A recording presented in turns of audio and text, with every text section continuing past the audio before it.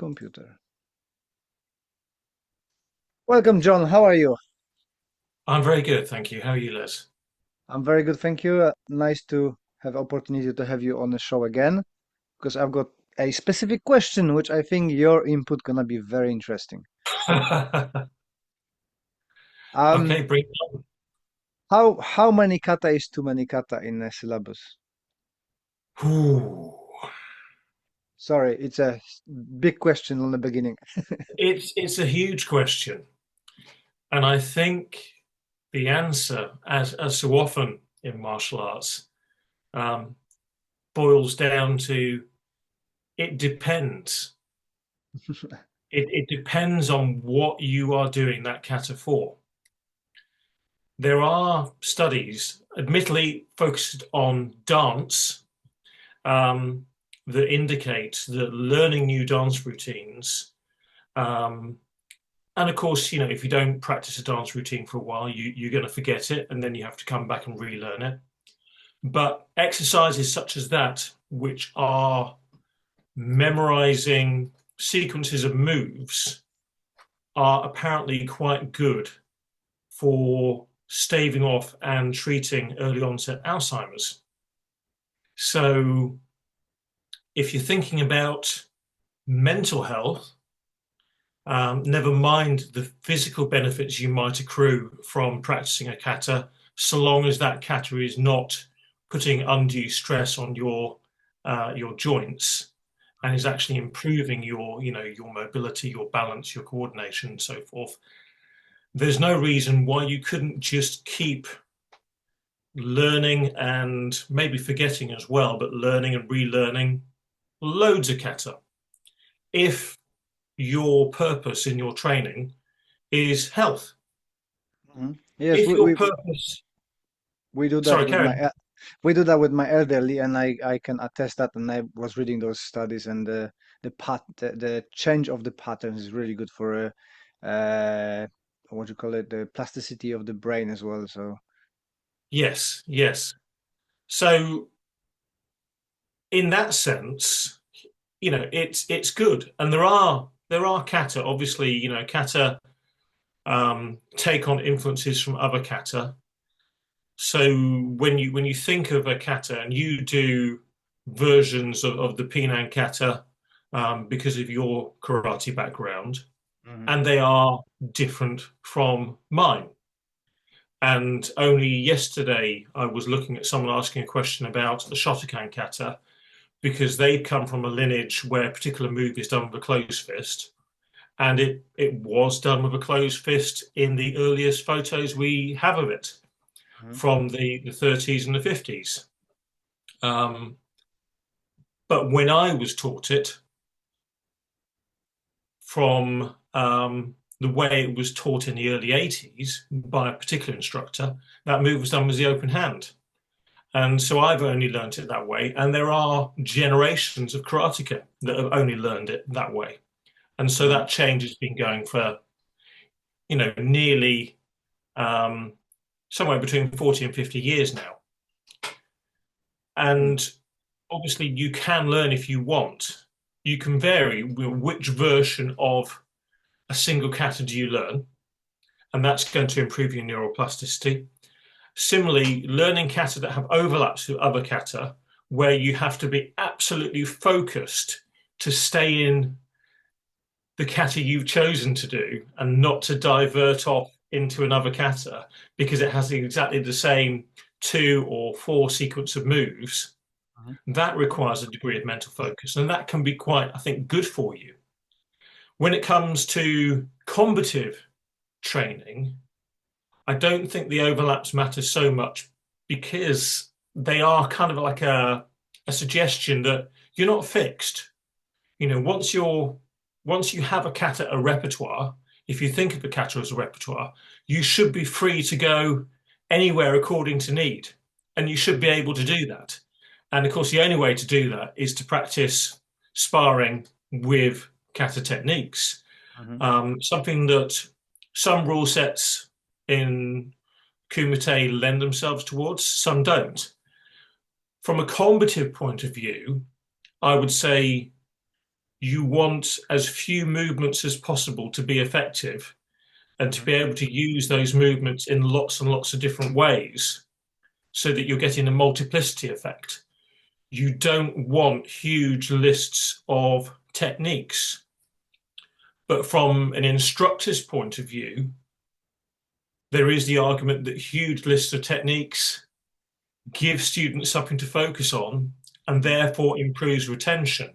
And so if the training is beneficial to their social health, their mental health, their physical health, etc., then again, the more kata, the more techniques, the Hmm. better. So I circle back via a long route to it does depend. I only teach 4 kata in Dart. 2 are mine. 2 are more traditional kata, the Naihanchi Shodan, Teki Shodan kata, and the Seisan Hangetsu kata. Hmm. In Shotokan, I teach bare minimum because I spend a lot of time focusing on how to use the kata rather than having separate key-on combinations. Hmm. And so I really look in depth at the kata compared to how I was taught. Hmm. But then any of my Shotokan students are free to learn other Shotokan kata. And if they choose to do so, and it's one that I have not done for a while, then I'll relearn it Hmm. so that I can go through it with them and help them. Because the kata themselves, they're just movements that I know and stances that I know and transitions that I know. It's just the precise sequence and combination that I may have forgotten. Hmm. So it does come back. It's a big question. I agree.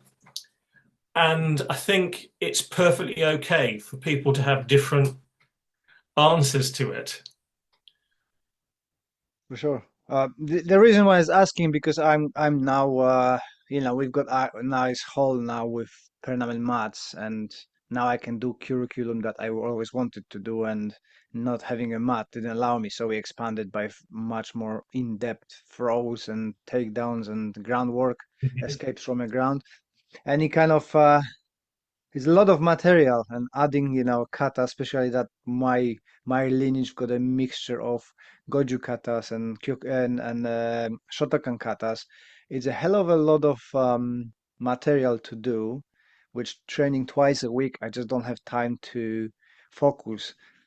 Plus, most of my students are more geared towards I want to be efficient in fighting. So we come up with our higher belts with the idea that we're gonna do very little kata, but use the two people drills from the based on the kata that we want. But priority is that they can handle themselves, stand up, and escape from the floor. So I don't know if that's kind of your way of thinking towards that, or how did you distinguish I, that I between? think I think so. One of the criticisms I do get from my students, and I did get earlier this year when we did a peer review where all the downgrades wrote a passage on each Hmm. other, um, and it was all anonymously collated so that we could all read it. Because Hmm. if you get one person saying something to you, you might shrug it off. But if 4 or 5 people are giving you either the same compliment or the same critique, Hmm. it gives you a pause to think about it and to look at what you're doing and help yourself set some smart goals for the months ahead. And one of the critiques of my teaching was that I'll fail people in a grading on kata, Hmm. but then I won't spend all that much time doing the kata in a lesson. And it's Yeah, simply because, as far as I'm concerned, when you're with partners, you should really be spending most of your time on partner-based work.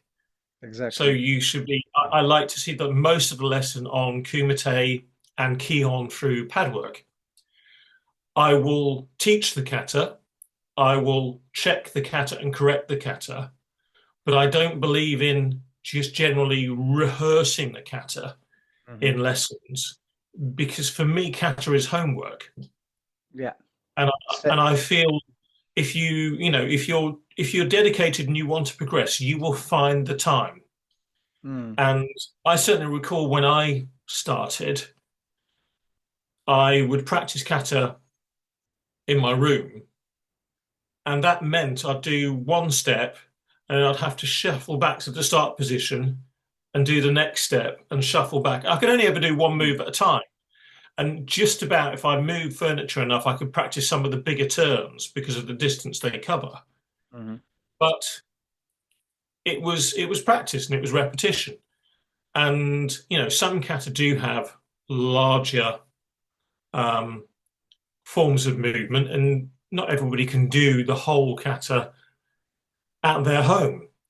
And obviously, I've had university students who've sort of they sent me a photo of their room and said, "Look, I've literally got the size of a coffin in floor space. Mm. I can only do techie. That's all I can do." Um, and I do appreciate that, but it is something I feel that when you're learning a martial art, it does not take much time to do home workouts. Mm. And they don't, a kata done fast, really, really fast. What is it, 40 to 60 seconds? Yeah. Maybe with a longer kata, a minute and a half, done slowly with, care and focus and attention to detail. Um, 2 minutes, maybe 3 minutes is asking someone to give up sort of like, 10 minutes a day to Mm. karate in their own time. Is it too much? I I personally don't think it is. And I don't think it has to be done all at once. And I don't think all workouts have to make you sweat. Yeah, there is value in quality repetition. Mm. And if that quality repetition is while the kettle is boiling, while the coffee machine is going, Mhm. then you you do it there. Um, As well, so you don't need to do it physically. You can do it as a mental rehearsal, which we know from the studies that it develops the similar, same neuron pathways. So you're improving anyway with the mental training. I think it does, although I would say that's harder. I think you have to work at that, don't you, to Mm. recollect what is the sense of the position. What am I Mhm. feeling? What does my body feel? And some people can visualize, and again, it depends on how you think, because some people do predominantly think in words or hear their own voice when they're thinking. Mhm. Some people don't get that at all. Some people like have a more kinetic feel to their thoughts, and some people are very good at visualizing things. I did Mhm. a seminar. I'm trying to think when it was in 2022, and it was a group seminar with Lee Sims, Graham Palmer, and Bill Berger. Mhm. And Bill has always been very, very good at visualization. And he actually is involved with a company now called A Sensei, which is involved with having sensors track your movements and give Mhm. you lots and lots of feedback to help you improve the Oh wow. quality of your movement. It's more aimed at professional athletes, Mhm. but that's a field he's working in at present. But he asked people to visualize a move. He had somebody demonstrate a move. He asked people to visualize it and then describe whether they saw it in color, black and white, how clear it was, and then asked them to take a third person view of, can you imagine how that would look if you're on this balcony looking down at this person doing the kata, and how Mhm. that feels? And they're all different exercises you can do to improve that mental rehearsal. Cool. But not everybody likes that. And maybe that's better for more experienced practitioners, people who've got a belt or two, Mhm. or a grade or two, if you're not awarding different colored belts, as opposed to someone who's learning their first kata for the first time, who might need that physical repetition. And that does bring us to one of the most difficult things. As you said, you're trying to balance the needs of a class. Mm. And sometimes, if you're lucky and you have multiple instructors in a class, you can set aside groups to work on particular things, Mm. but often the class itself is a big exercise in compromise. Yeah. Everybody needs something, um, and you as an instructor are trying to work out what's the best fit on the day. And you might not want it to done a kata on a particular day, but then a student that's been ill for 2 weeks and hasn't had a chance to practice it pitches up, and you think, actually, this person really needs to go, or I really need to see this kata from this person. And Yeah. so you change your plan on the hoof. And I think it's quite hard teaching martial arts. You can't plan sessions the way you do other types of lessons unless you really strip down your curriculum, Hmm. or you have a fixed rota. We're always going to do half an hour of this, half an hour of this, half an hour of this, and work that sort of system, regardless of who's in the class. Yeah, that's easier said than done. I tried that. So Mm. in theory, I've got the blocks, but you start going deeper into something, and then you look at the clock, and it's like, oh, that was the block. I meant to do something else, and now I'm stuck with this. We need to kind of change it on the walk and then see what's gonna happen. So, and it depends, sometimes we've got a one student, lovely chap, but we discovered that he's got a struggle to do the gable grip, so he doesn't know how to clap. So we've been teaching him how to Right. clap because his hands going all the way, it's just not the way that they meant to. So you pick up that problems along the way, and you have to adapt to help people to catch up to the level of the others, if that makes sense. One of the things I've noticed with you, of course, is you teach in a range of different venues because you have your club, and then you have the other groups that Hmm. you help out with, or you're running particular programs for.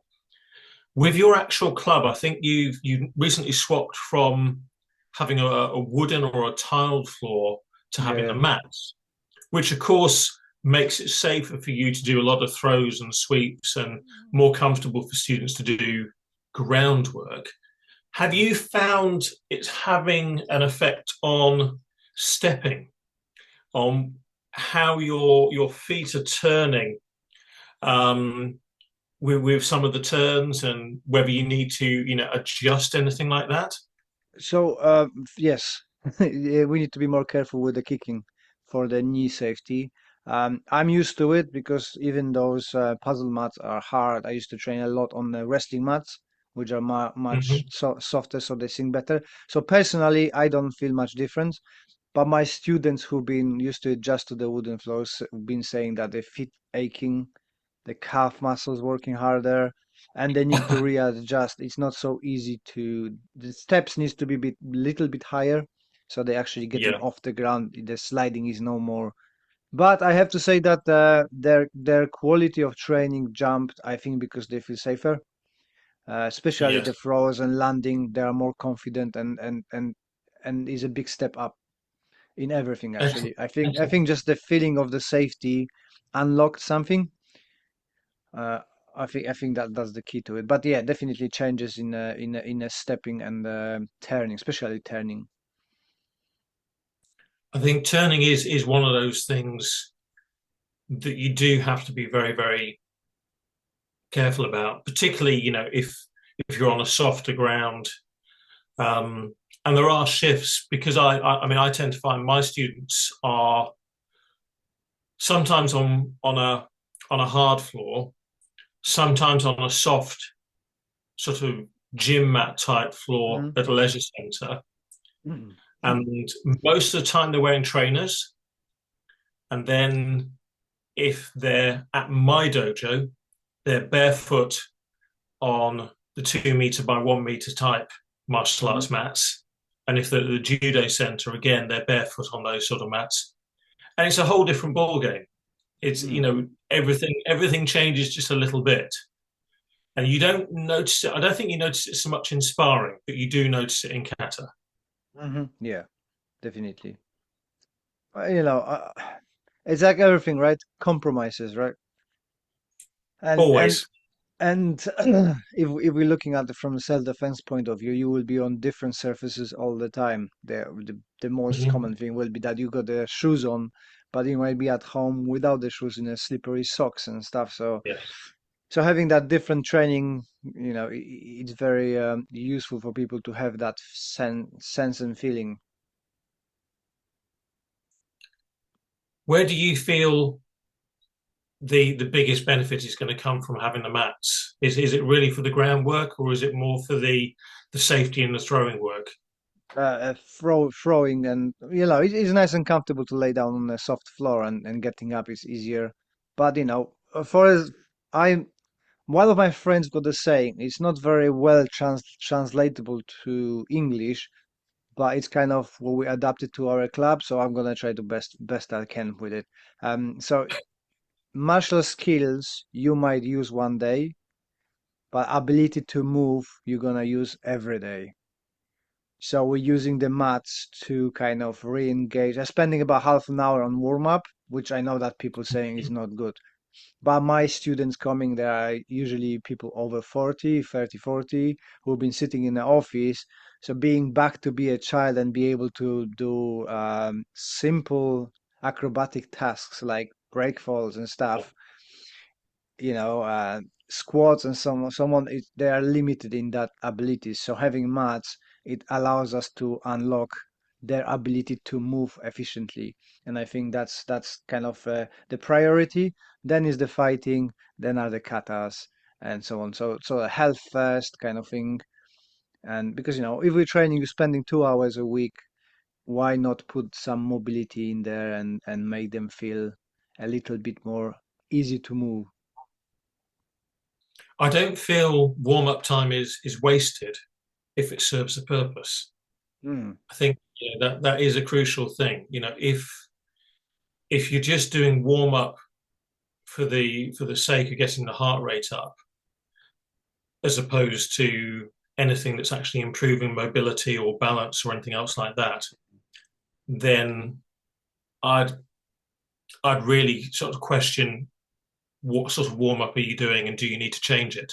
Mm. Because there are so many different ways that you can do a warm up, and as you say, you can improve mobility, you can improve flexibility during the warm up, or you could be working, um, you know, general speed skills or situational awareness.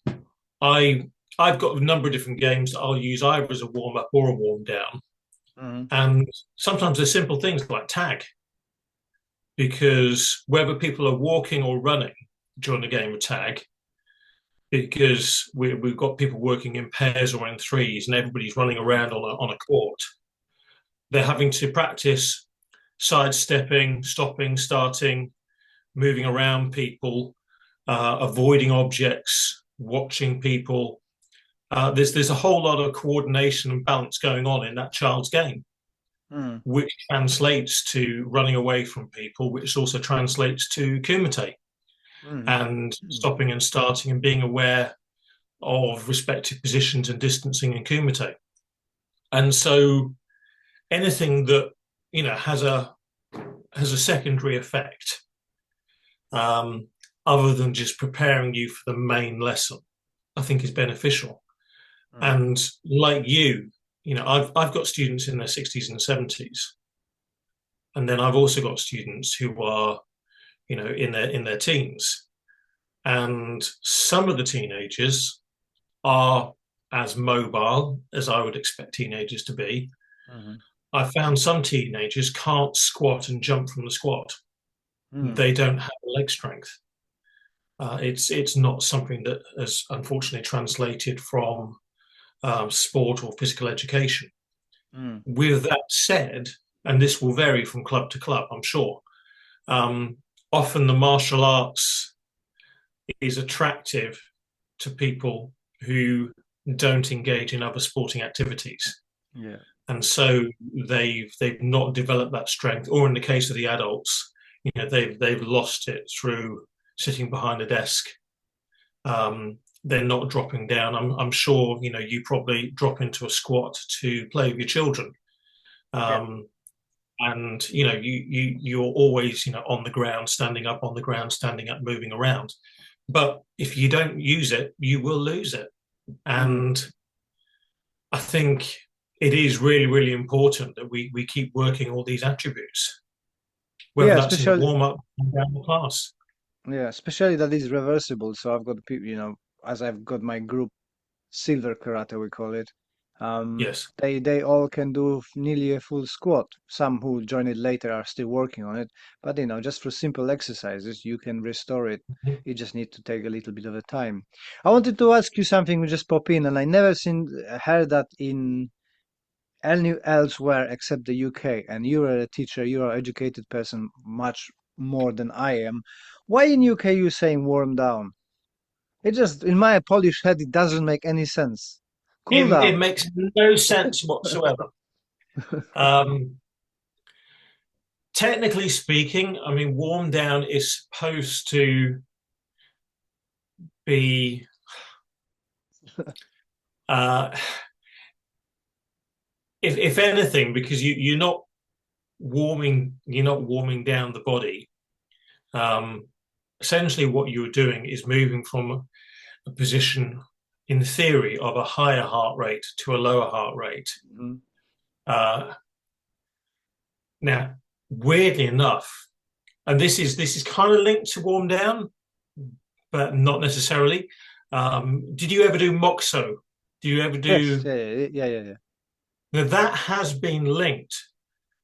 Seated breathing with Mhm. your eyes shut after a physical activity apparently improves the memory of that activity, the memory storage of that activity. Awesome. I never knew that. That's cool. Now, I'm trying to remember my source for that. I think it was cited by Huberman on the Huberman Lab podcast. Cool. Um, and Obviously, he's a neuroscientist. And when he's talking about fields that he doesn't know much about, he generally, brings in other experts or Mm. cites papers and so forth. But apparently, yes. So if you consider Moxo as part of a warm down, yes, there is actually a good reason for doing it, and one that you may not even realise is happening. But yes, um, I, sitting I, I, quiet. d- I don't question the cooldown because it's part of my thing. It's just the naming. In Poland, we will say cooldown. Yeah, It's like the same in English, you say climb up and climb down, which in Polish are completely two different words because you're doing different yeah, activity. If you're climbing, you cannot go down. If that makes sense. yes. So it's just the semantics, not the purpose of the exercise. I think you probably noticed quite early on when you came to live in the UK, um, that the English language is a little strange, Yeah. um, and dare I say it, I'll extend this to all the British peoples rather than just the English. They're all a bit odd as well. So it's no, I can't explain it. It does not make sense as a term. Okay. So Um, it's not just me. it's not just you. The warm makes no sense, and the down makes no sense either. Essentially, what you're doing is you're returning to homeostasis, Mm. um, Yeah. as much as anything. And depending on the class, you might actually not be that far off homeostasis anyway. You Mm. you know, um, Depending on what sort of class you're running, whether you've been doing a high heart rate activity just prior to the end of the class, then there will Mm. be a settling down. But actually, if you've been doing um, just average pace drills, I wouldn't have thought your heart rate's going to be up all that much. Mm. I wouldn't have thought your body temperature is going to be too different. And so, yeah, the term makes no sense. You are absolutely right. It makes no sense whatsoever. Going back to the kata and syllabus. You said you've got a limited amount of kata and that you teach in the bare minimum. Um, on what what is the conditions you're choosing the katas? Because this is where we're going, and I kind of my heart is more towards the Goju Ryu system, but we've got Pinans and stuff like that. So we decided to get rid of Pinans and get the Gakisai, but we're keeping Nahanchi. What is your thinking and justification of keeping certain katas and getting rid of the other katas? I'm interested to learn. It's it's a tricky question. So I have obviously different syllabi for my Shotokan group and Mhm, my Dart group.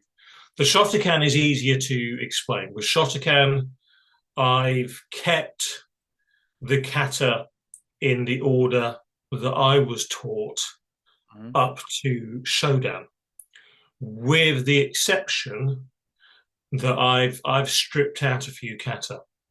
mhm, And I've done that partly because I thought I'm going into detail in more kata into the kata I'm doing anyway, but also because I've looked at other Shotokan associations and mhm, noticed there's quite a degree of diversity in terms mhm, of which kata are taught up to Shodan. Some teach more, some teach less. mhm, Some seem to have picked completely different kata just to be different, so their students can boast, "Oh, we do this." mhm, Um, so I've just kept my at the moment my Shodan syllabus has 5 Heian kata, mhm, Teki Shodan, Basai Dai, Kankudai, and Hangetsu or mhm, Seisan. And so, from my point of view, I've stripped out Gion, Jite, and MP, mhm, which were kata that I had to do at that point in time. But I feel that I'm making up for it because I'm going into more detail. Now, personally, I'd quite happily get rid of Kankudai. I'm only using Kankudai in case a student moves because it's such a common kata in other Shotokan syllabi. mhm, There's such an overlap between it and the other kata I'm doing. I feel it's rather superfluous. mhm. Um, I really would like to ditch Basai Dai, and I know some people love Basai Dai. It's not the way I fight. Mhm. So there are quite a lot of moves in there that just aren't the way that I teach Kumite Mhm. or things that I do. But again, at the moment, it's survived in the syllabus because it's common to other Shotokan groups. Mhm. Now, with Dart, a completely different approach. Dart went for a long time with no kata. The drills in Dart were extrapolated from kata, and how I used kata and kumite, and they were, they're pressure tested in scenario training days and kumite. And we got to a point where I wasn't happy with my students' footwork. Oh, okay. I just felt that some of the drills were a little bit rough, and I wanted them to have a homework exercise. And I constructed 2 kata that are designed to fit together, not sort of fit together as one, but they complement each other to cover a significant proportion of our drills and exercises with coat hangers for other drills and exercises in terms of how the positions work. They were also designed to be done in a really, really small space, so about 1 meter by half a meter, or 1.5 meters by a meter is the amount of space you need to do them. And they were designed to involve a lot of different turns so that you practice a lot of different movements. And weirdly enough, they also had health movements in them. So we talked earlier about mobility. There Mhm. are exaggerated drops in one of the kata just to get people squatting and standing up balanced from a squat because I felt that was important. So those 2 kata came in initially in Dart, and then there were ground elements and stand-up elements that I was doing that I could see in a number of different Shotokan kata, but more than others I found in Teki Shodan. And because of that, and because Naihanchi Teki is probably the second most common kata across all karate styles, Yeah. that went in. What would be the first one? Sorry? What would be the first one? Sorry, jumping on your The thought first process. one is Seisan. Is it really? My understanding is that Seisan, although the kata itself varies quite a lot from style to style, Hmm. my understanding is that Seisan is the most common, and I might be speaking out of turn, but I also believe it's the oldest we can trace kata. Hmm. Okay. And Seisan, I don't use the applications quite so much directly, but because it has a lot of good postural movements and it teaches some interesting footwork in terms of shuffling, Hmm. kumite type, shifting in, shifting out movements that aren't found in so many other kata, which have more deliberate stepping. Um, I decided to bring that in, and alongside that, I've also brought in things that you might see in Kyokushinkai, which is a bit of conditioning Hmm. related to say some holding position and taking some body shots and some leg shots, and that's something that the more senior grades do in their gradings. So those are the four kata in Dart, and I feel that's enough. There is a ground kata that I do, which I took on board from a friend of mine, Jay Cooper, who's over in Calgary, and his ground kata is it's a catch wrestling Hmm. exercise as much as anything, and it's just about positional flow in maintaining top control and learning how to keep your weight on somebody else's chest Hmm. while moving through different positions. And that is done separate to, but also interlinks with some of our ground drills and our ground fighting. Um, and that's really it for Dart. And I feel that's enough for Yeah. them. For them. Now, there's no reason why they can't do extra kata. And in fact, this summer, just as a random exercise, I made everyone learn Nijishiho or Nisei Shi. I Hmm. did the Shotokan Nijishiho version with them. And the feedback I actually got from the downgrades was that it was quite difficult. Hmm. And I think it was useful for them because a lot of them have been doing the same kata, the same four kata for something like 6 years now without learning another kata. Hmm. And so they're teaching kata to students, but they've forgotten what it's like to learn a kata. And I think it was an eye opener at how difficult it is to learn a new set of movements for the first time. Yeah. So, on the one hand, you could say there's another value to doing more kata from time to time, is to remind ourselves as instructors what it's like to learn something new, Mm. uh, like that, without necessarily, although you can have a physical frame of reference in terms of you could teach kumite or applications for the kata alongside the kata, Mm. but when you do the kata solo, you are still always having to just do moves in pin air. And that is different to applying against a person. It's always going to be Mm. different.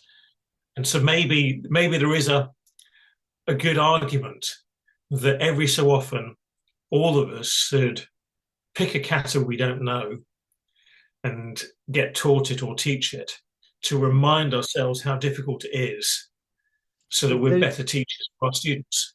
yeah, there is a huge value in sucking at something, and Yes. as well. I find the freedom because I started recently BJJ and being a student again. makes Mm. me understand more what my students going through, especially when you're learning something that it doesn't really translate to, or it's so different to what you do usually, right? Because Yeah. the Yes. biggest kind of problem for me in BJJ is changing my hikite. Again, instead of pulling here, you need to pull it. Well, You need to pull it up, right? And that pulling hand yeah, changes complete trajectory and the muscles, and it's very complicated for me. Like, no, pull it now. Okay, it doesn't work. We need to pull it yeah. up there. And of course, with no Hikate, there's no power. So, Exactly. So every BJJ person knows that. yeah, yeah. I mean, I find myself caught in an awkward position because I I would like to go into doing BJJ. Mm, I do tend to find that for me, with immune suppression because of my transplant, I catch stuff more often in yeah, BJJ. yeah, yeah. Particularly, also, it's not just the BJJ activity itself, because I don't think it's inherently any worse than close quarter karate or doing Hmm. karate on the ground. I think it's the fact that I'm going into another club, which is Mm, a whole new yeah. jungle. Um, but also, I've had a number of different injuries. I tore a rotator cuff. I made a mistake doing a deadlift, and I turned halfway through a deadlift because I got distracted by the dog Hmm. and twisted and made a little tear. And I've currently got an abdominal hernia, which I've only just had a CT scan on to see whether we're going to do a mesh repair or not. Hmm. And so a number of different factors at the moment. Um, I'm sure the instructor's given up on me because I've not been for a year and a half and I only went for a trial week. It's Hmm. still my intention to go back, but like yourself, we've been doing martial arts for a while. We're playing the long game here, and I'll go back Hmm. when I'm not carrying an injury, which is likely to go at any point in time, because I have to be strong enough to go back. It's not Hmm. I'm waiting until I'm fit to go back, because you get fit during the activity. It's making Hmm. sure that I'm not going to exacerbate an existing injury and turn up for one session and disappear again. But by the same token, I have a friend who does BJJ up in Edinburgh, and they come down sort of once or twice a year, and we have a great, couple of days. Um, as you say, just me sucking at at techniques and failing and failing, and of course getting frustrated because to a large extent, most of what I do, and even when I'm learning other stuff that stand up, I've rehearsed thousands and thousands of times, and Hmm. I can adapt to variations very, very easily. And when it comes to a lot of ground stuff, there's some ground stuff that I do and I do fairly well. There's other ground stuff that I just don't have the reps, and Hmm. I need to fail and fail and fail again Yeah. until I automatically start adapting to positions and differences without thinking about it, and essentially start not failing. And then I Hmm. need to find something else to fail at. Yeah. When I started the BJJ, I had a few private sessions with Tim, the coach there, and we Mhm. went purely for testing our solutions to getting up from the floor. And luckily for us, Tim been for years fighting in a cage, so he kind of got the other. It's not just BJJ viewpoint of it. He actually done the stand-up martial arts, so you can say, "Oh, this doesn't work, that doesn't work." So I'm very happy that he approved most that we're doing. He gave us few improvements, but that's kind of for karate, right? I'm doing BJJ for Yeah. myself. But it's very important. I went to few groups before, and the atmosphere and the kind of interaction between the group is super important. I'm very happy now that, I went Yes. before and then end up with the overstretched elbow and 6 months off, then 6 months turn into 10 years off. Now being back, it's a more mature group and more chilled out group. So people know that, you're an old fart now. We're not gonna be try to kill you, right? and maybe biggest changes in my approach because now I tap quick and early, so not trying to prove anything, and I drop my ego Yeah. because I think combination of ego, mine and others, results in an injury. So now I just tap as soon as possible. I think it's the biggest mistake you can make, isn't it? To want to win all the time Mm. and to attempt to force your way out of a situation. I think there's nothing wrong with trying to get out of something, but once you're starting to muscle it, Mm. then you're at risk of injury and you're no longer using technique. And if you're not using technique, you're not using what you're there to learn. Mm. And so by tapping out, you avoid injury. And crucially, of course, the earlier you tap out, the earlier you can start again and you Yeah, get more reps. yep. And more reps, in theory, The better you better get. person, better student.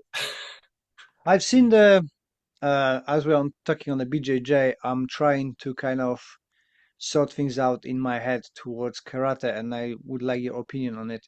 In BJJ now, it's strongly promoted that if you're starting or you kind of mid-level, white, blue, let's say blue belt, that you should be fighting more with people who are worse than you than with the people who are better than you, because you learn more instead of tapping out. And I can see some degree of that, but personally, I learn more from how people tapping me out than how I'm tapping the people out, if that makes sense. And I'm trying to see if that would work better for a karate, but I can't see how my improvements be better with the people who are worse than me without kind of feeling like I'm punishing them, if that makes sense. It does, and I think there's a balance to be struck because when you train with someone that is better than you, um, they will, to a certain extent, you'll fail or they will raise your game or you'll learn Mm, something by seeing how someone is more efficient. Um, by the same token, if I place you with someone that's slightly worse than you, then you can often end up starting to coach. mm, And anytime we have to explain something or coach something, we self-analyze. yeah. And in theory, that improves our technique as well. Hmm. So I feel there needs to be a balance between, you know, even Stevens being with someone who's at your level, being with people that are better than you, who are challenging you, Hmm. and learning from failing and learning from watching them, but also being with people that are a little bit worse than you or a lower grade than you at that point in time, and learning by thinking what advice to give them to help them do the technique better will Hmm. help you understand the technique better yourself. So I think all three have their value. Mm. I think that wasn't in taken in consideration when they've been talking about from point of BJJ, but I was gonna say that because of sparring with a good, better sparring partner, I'm learning when they are nice to me and allow me to do stuff because they just don't Mm-hmm. want to tap me out all the time. But that's what you Yeah, would you say, and you're right. That coaching mechanism then is beneficial for both the coach and the person who is training. yeah. I mean, one of the things I'm trying to do more of at the moment is get some of my downgrades to to do within a 90-minute session. I'll approach them at the start of the session, say, "This is who we've got. Mhm. I'm going to do the first half hour. I'm going to cover this. I'd like you to cover the second half hour, please." Now, sometimes it depends on numbers. Sometimes I'll end up still coaching. I might Mm. end up just being with the Shotokan group for that period of time because I'm always zigzagging because I'm running both classes concurrently. Okay. Um, But other times, what I'm trying to do for me is to free myself up to be a student again Hmm. and get proper hands-on as opposed to just demonstration hands-on with more of the other grades. Hmm. Because that's good for my fitness. Because it's one thing to do a demonstration; it's another thing just to spar Yeah. and just to do stuff. But also, I think it's just so important for my brown belts, for my down grades, um, not to rest on their laurels. I know they want to train, Hmm. and I certainly in a 90-minute session, I want to give them at least an hour of training. But also, I want them to step up, to have to think about demonstrating, how to explain things, how to coach other people, and to look at the different problems that other people are having. And I feel it's one of the best ways to improve them and to improve their technique is Mm. getting them coaching a little bit more. Yeah, I had the same problem what you just said to be a student. So at the currently, I think it's working out, although I have to pay more attention. So we do an hour of training when I'm coaching. Mm-hmm. Although training, I try to train with everybody, so we're switching. So I've got the time, that training Yeah, time with everybody, so I can give them pinpoint corrections. If it's equal, if we've got a group where it's equal amount of pairs, then I'm gonna be wandering around and doing. But if it's unequal, I train with everybody. But then on mm-hmm. sparring, I need to do the sparring as well because I need to work out for myself. It's just looking around, everybody, nobody's doing injuries or stupid things. But yeah, I get a half an hour of workout every session sparring. But yeah, we just because my club is small. I've got a couple of black belts and brown belts, but not everybody is a teacher, right? And not everybody wants to coaching. But at the moment, Nick stepped forward and he said he would like to start teaching. So hopefully I can now give him that take, especially that he's from Orthodox Matsumura Saito Shorin-ryu. So he does cut a little bit differently. So I try to bring his way of thinking so my students can see that it's not only my way, but there are other options, opportunities there. So I'm gonna be trying to put him more into a teaching environment, and I'm hope he's gonna get much better. He is a super cool guy anyway, but I think he's gonna be reaching new heights with Excellent. that approach. So you said you're running two So classes in the I'm same time. running I'm running two at the same time. My Shotokan group is very very small. My Shotokan group is only about five, Oh, okay. and just the nature of the beast. Um, the Shotokan group, I've got one person who's a dart downgrade who's decided to learn Shotokan, Hmm. and that person's in their late 20s. But the rest of the Shotokan is mid 50s, mid 60s, and 70s.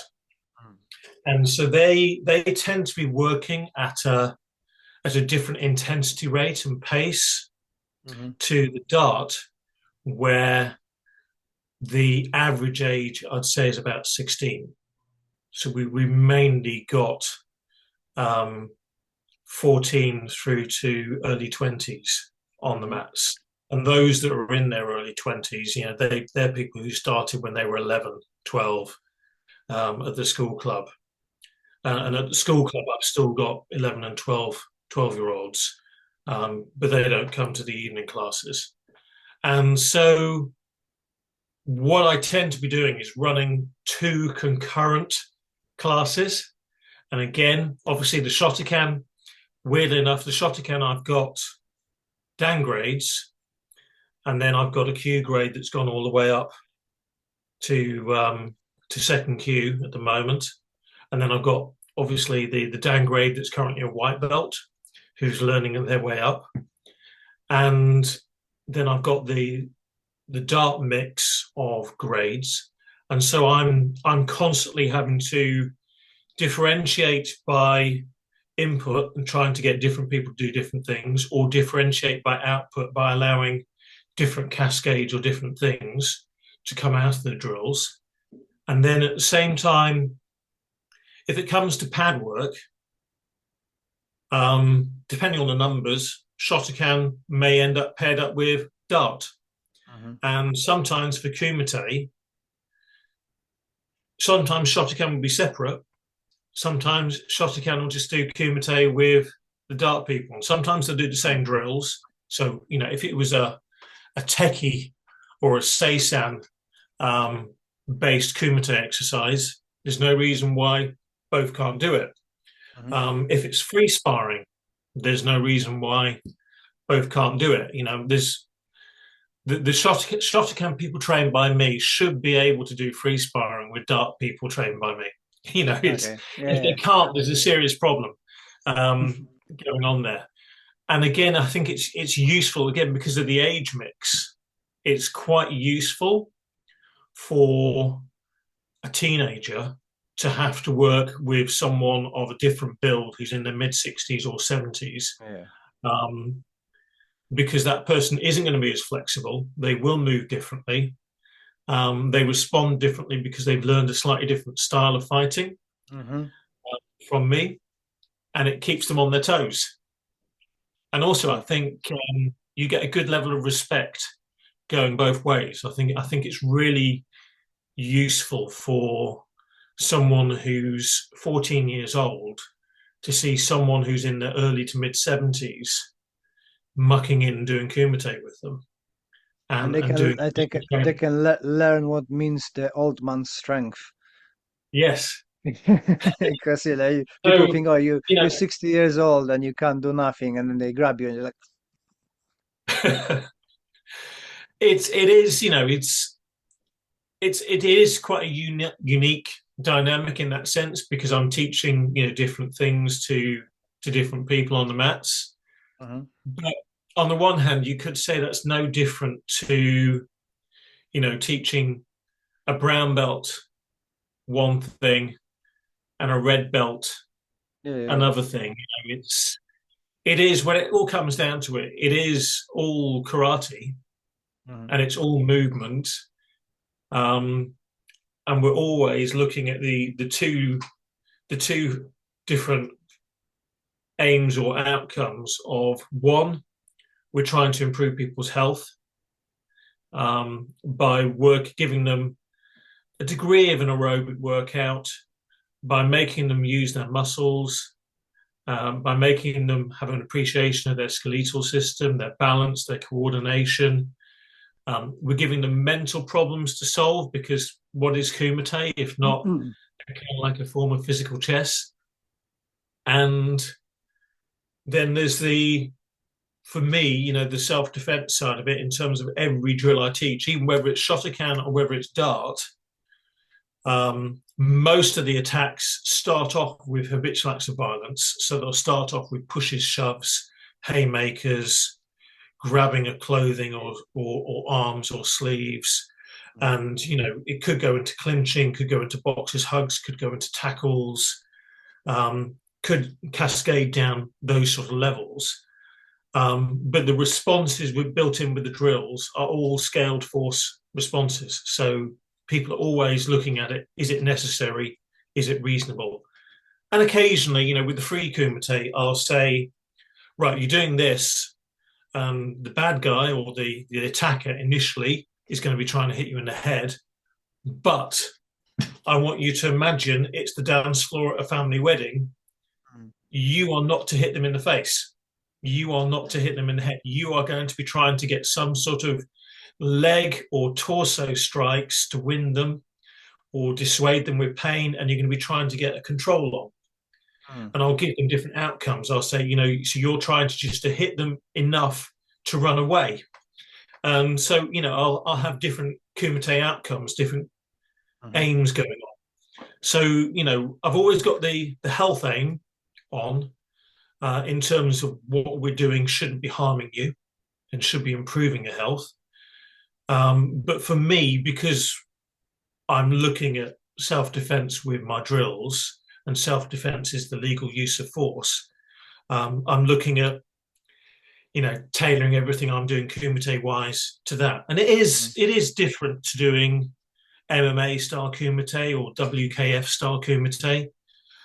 And there's nothing wrong with doing those sorts of kumite. Funnily enough, this coming Thursday, I'm planning on doing an exercise where one person's going to be kicking only and one person's going to be punching only. Mm. And so they're having to work different ranges and angles just as a random exercise. Nothing to do with our normal training, other than it's going to hopefully improve people's punching and kicking technique by really making them thinking about their distancing, their angles, and their positioning.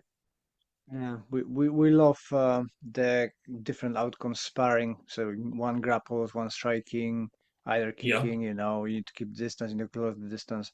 I think it's very valuable exercise and get you appreciations for all the other things that you're doing, but in separation, if that makes sense.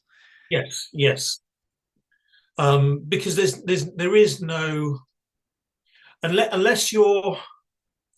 I'm trying to think of a way to describe this. When you're working to a sporting rule set, you you frame your techniques to give you the best chance to win points. Yep. And there's nothing wrong with that because you're trying to win a competition. Um, when you are framing to real life or what you perceive to be real life, then again you frame according to the situation. And you're going to, if you end up, let's hope you never do, but if, for example, you end up having to fight someone that's got a knife, you're going to be using a different level of force, Mm. probably, to that if you're fighting um, a drunk, small 12-year-old child Mm. who's suddenly started off on you. You know, Yeah. one would hope that most people would either have options or a level of control that they'd do something different, Yeah. for a different person, if you know what I mean. They Yeah. would Yeah. try to minimize the force. Not.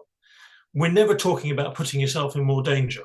Never talking about that. But we're always looking at, you know, is it necessary? Is it reasonable? What are we trying to do? And I think it's useful mentally to have different outcomes. It makes it more fun. Mm. If you're always doing the same thing, it gets boring. And I've certainly seen with people who are competition focused, they will never always do the same thing.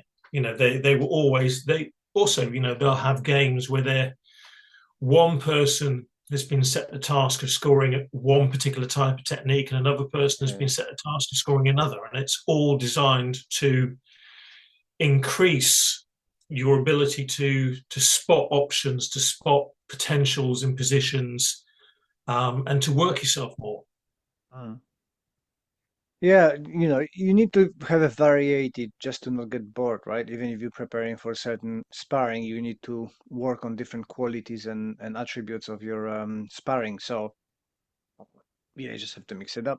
So you cannot work on everything in one time, right? No, Um, no, no. with A pretty unique system. I suppose a sniper can work on pretty much one thing at one time. oh yeah, yeah. You know, But but in martial arts, it's not like that, right? If you no, just no, train the right hook or right straight, it's gonna get boring anyway. And still you could yeah. break that down for speed, power, and accuracy, right? So it's always you can do something to break down the levels of working. But for those who might be interested, we are gonna be teaching together in July. Yeah. Um, John's gonna come to Guildford, and hopefully we're gonna have some people coming in. What you planning to do? Are you gonna be doing dart or Shotokan? I Or, think or I think both? that's going to be good ball. It depends on how similar or how different you want it to be with what you do. We've not really had a conversation about this actually, other than setting up the date for the set date and location for the seminar. Mm, I'm I'm happy to teach whatever people want. So, at the moment there's a Facebook event for this seminar, mhm. and I guess people need to get on that and start saying, Les, I want this, John, I want this. And we I, will. I finding that very, very difficult. People just don't, don't. And funny enough, Yeah, I've got the seminar with Ian coming in January, and why not notice the trend, and it's not only myself, but people are avoiding Facebook. I've got 5 people ticked going from Facebook, and I've got 27 people booked in. right. So, I, I, guys, I if think you listen, Facebook has become harder. I yeah, think Facebook, the algorithms have become harder to share the events. hmm Um, I don't think people are necessarily using them as booking in systems, but also I kind of suspect that what I certainly find when I use Facebook at the moment is there's more and more adverts, less and less posts from people that I know whose news I'd be interested in seeing. And at the same time, I think I do see a lot of martial arts stuff, which, one of the reasons I'm on Facebook is to keep in contact with a lot of my martial arts friends. But at the same time, recently, because there's a lot going on in the world, um, I think a lot of people are posting political hmm material, and a number of people, wherever they are on the political spectrum, and whatever country they're in, I kind of think that's not why they're on social media. hmm Um, that's not to say there's anything necessarily wrong with posting your political views on social media, but I think people who are on there to find out, did their friend go on a nice holiday? Have they had a baby? What have you been doing on your house? Personal details that the friendships are built on. Who have you been yeah, training with? What have you learned?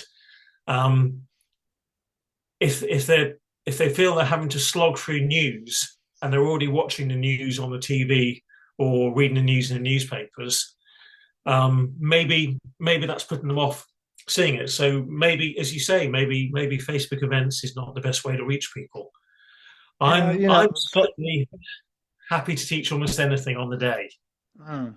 From my point of view, like you said, the political stuff, and in general, I think it's more unpleasant place to be. Um, People are getting more and more negative, and just scrolling through that, on 10 posts who are kind of either insulting somebody, criticizing somebody, being not very nice towards other people. You've got one with positive things. It's like with all the media, right? It needs to be all the time a drama and stuff, and that's kind of Yes. puts me off, right? And everything is Yeah. either perfect or is a maximum drama. Everything's collapsing, and we're gonna die tomorrow. I So I think don't I know. think a lot of people just use it as an excuse to vent, Mm, um, because then they're not like it. I can't believe there are that many angry, angry people in real life, or angry mm, and rude people in real life.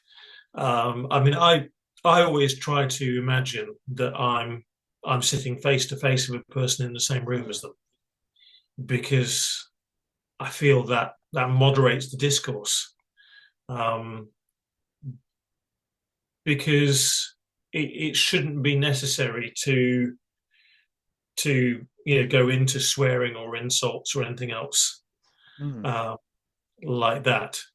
Um, and usually, there are exceptions, but usually you can find positives in what you see yeah, yeah, yeah, when someone posts a martial arts video. And I realize, I mean, you put yourself out there on YouTube and on TikTok, on Instagram and on Facebook, and I know you've learned to embrace the trolls, because yeah. actually, when people start trolling, it's more comments, and more comments log more on the algorithms, and Mm. so more people view the videos. It's strange that people being insulted actually drives more views. Yeah. Uh, I can't quite wrap my head around it. But I'm kind of withdrawing from it. I gave up on YouTube as a posting often. I think everybody's got like equal skills. How not equal. The thing that speaks to people, right? And you see people who have a huge YouTube because people like how they talk, how they look, how they behave. I'm not that person. I Yeah, don't have, never had, I done YouTube for nearly 20 years and I never been able to attract people. My podcast, on the other hand, is growing all the time, nice and steady. And the feedback I yeah, get, people like my voice, which I don't understand because I hate my voice.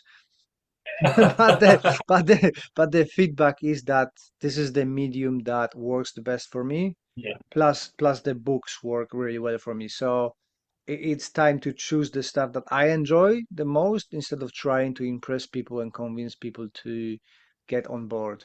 So I kind of gave yeah. up on a YouTube. I'm gonna be posting there mainly a podcast and few events and stuff like that, and focus on something I like enjoy, like talking to people like yourself, that I can actually My learn. voice is not particularly strong. I've had so many intubations from different Mm, operations.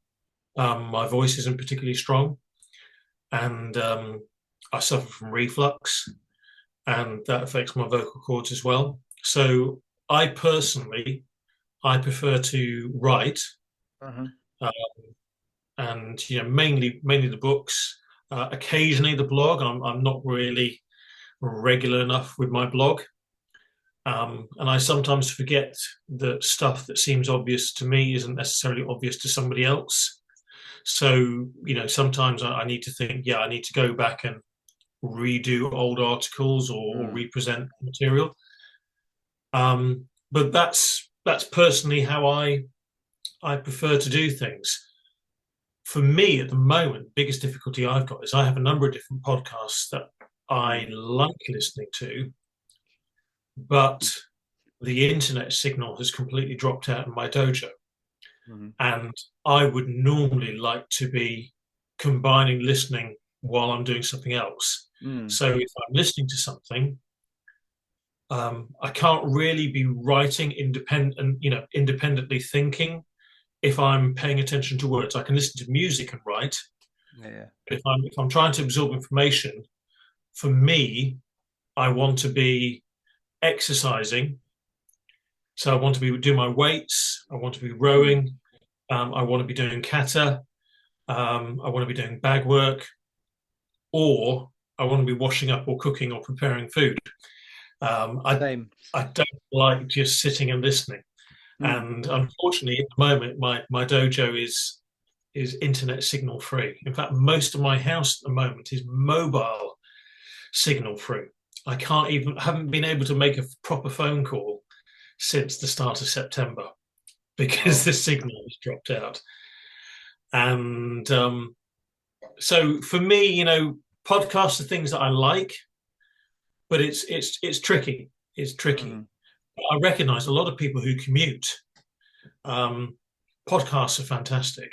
Yep, I can tell you. And I'm driving on seminar, it's always a podcast. I don't even listen any music anymore from radio because A, I can't listen what I want, and B, it's the signal changes all the time when you're driving and it's losing the signal and this and that. Even with a DAB, it's still and podcast. I download it, off it goes, and I'm listening and I learn something as well. So I love Yeah. it. What I can What? say about our seminar is certainly because it's me, my focus will be predominantly habitual acts of violence centric. Mhm, So haymakers, boxers, hugs, mhm, um, grabs, clinches, things like that. Um, it's really going to come down to the crowd on the day whether they want dart, whether they want something that is Heian kata based, um, whatever fits with you and what you're doing. I don't know yet. I was waiting what you're gonna say. So I'm we'll sure it's see. gonna I'm sure it's gonna be good days. But guys, if you listen to it and you're planning to come, let me know either on Facebook or email or whatever. What would you like to do? And we're gonna put that on and try to make you happy. What else in works you've got? Any new books coming? At the moment, the answer is yes, but in terms of timescale, I don't know. I'm I'm working on a self-protection book, but I keep not writing it. So Hmm. I have the framework for the book written out. I have part of an introduction written out. The problem I have is that it's it's a huge topic. You know, Hmm. there's just so many aspects that you could create whole libraries on. And so trying to condense what I want to say, I find difficult. Hmm. Um, so that's currently it's pootling along, but it's on the shelf. I've got a kata book which I hope to be doing a photo shoot for in December. I'm waiting for one of my uki Hmm. to come back who from Australia. One of my uki is working as a registrar in an emergency department in Australia at the moment, and he's back for the whole of December.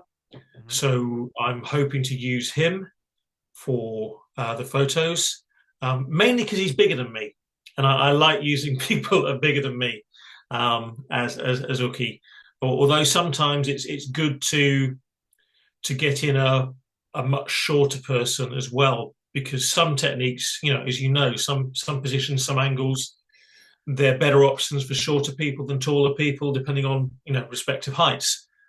Hmm. And I do have in the works a plan to redo the Penam flow system Okay. because the it seems strange to think now, but the Heian flow system was written in 2004, and it took a few years to get it all photographed and published, but that's when that whole idea of failure cascade, interlocking drills, and swimming freely, rather than just focusing on static application. Um, that's when I put that out. And then 2014 was when the updated Hmm. uh, sort of 50%, 60% different Penam flow system version came, and that had slightly different approaches, had a lot of influence from doing more force on force kumite, and that's when that approach went out. But that's a decade ago, and Hmm. what I teach now is again, there's a lot of stuff that survived. There's a lot of other transitions, other different ways of moving between drills that I teach now that I want to explain. And maybe it's time to go back to the one big book format as opposed to 4 books for 5 kata Yeah. format. Sounds interesting. And I keep talking about doing a video series for the Heian Pian kata, and it's something it's difficult to do. Hmm. It's having the time, it's having people behind the camera who know what the instructor is looking for, Hmm. um, and it's having a broad range of uki in place with the time to commit. So it could be coming. Um, I don't know.